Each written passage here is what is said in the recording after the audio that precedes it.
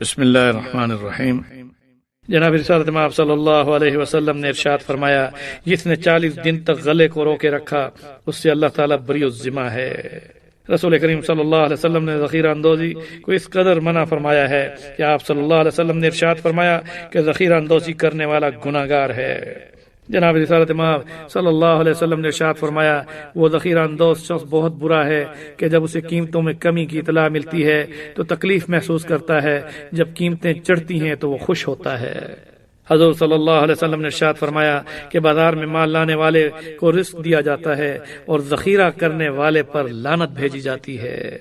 اس لیے احتکار سے مراد جو لوگ مال میں ذخیرہ اندوزی کرتے ہیں اور پھر اس مال کو اس وقت بیچتے ہیں جب اس کی قیمت بڑھ جائے، یا لالچ میں رہتے ہیں، یا مال کو قبض کر کے اس مال کو مارکیٹ میں نہ لا کر اس کی قیمت بڑھانے کے بعد اسے تھوڑا تھوڑا پیش کرتے ہیں اور بیچتے ہیں اور اس سے نفع اٹھاتے ہیں، ایسے شخص پر رسول اکرم صلی اللہ علیہ وسلم کے اس فرمان کی روشنی میں لعنت برستی ہے۔ ظاہر ہے کہ مال جو غلہ ہو یا کوئی بھی جنس ہو بازار میں لائی جائے اور بازار میں مال لانے والے کا رزق بڑھ جاتا ہے اور ذخیرہ اندوز پر اللہ تعالیٰ کی لعنت ہوتی ہے۔ اسلام اگرچہ افراد کو خرید و فروخت اور فطری مقابلے کی آزادی دیتا ہے، لیکن اسے اس بات سے شدید انکار ہے کہ لوگ خود غرضی اور لالچ میں مبتلا ہو کر اپنی دولت میں اضافہ کرتے چلے جائیں، خواہ غذائی اجناس ہوں یا رقوم کی دیگر اشیاء ضرورت کی وہ چیزیں جو مال میں آتی ہیں ان کو سمیٹنا اور ایسے ذخیرہ اندوزی کے ساتھ رکھ کر کہ جس سے اس مال کی قیمت بڑھ جائے اور اس کے بعد مہنگو دام میں اسے فروخت کرے، ایسے شخص پر اللہ کی لعنت ہوتی ہے۔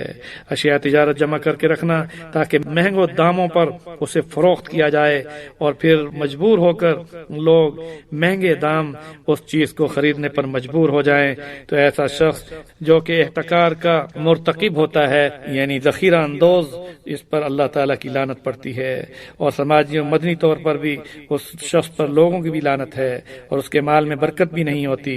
رسول اکرم صلی اللہ علیہ وسلم نے ذخیرہ اندوز کے بارے میں جو ارشاد فرمایا آپ دوبارہ سماعت فرمائیے۔ فرمایا، ذخیرہ اندوزی کرنے والا گناہ گار ہے، اور جس نے 40 دن تک گلا روکے رکھا اور تاکہ قیمت بڑھ جائے اللہ تعالیٰ اس سے بری الذمہ ہے۔ اور بازار میں مال لانے والا کو رزق دیا جاتا ہے اور ذخیرہ رکھ کر ذخیرہ اندوزی کر کے اس کی مال کی قیمت کو بڑھانے والے پر رسول اکرم صلی اللہ علیہ وسلم کا یہ ارشاد آپ نے فرمایا ذخیرہ رکھنے والے پر لعنت بھیجی جاتی ہے۔ اس لیے ان احادیث کی روشنی میں ہمیں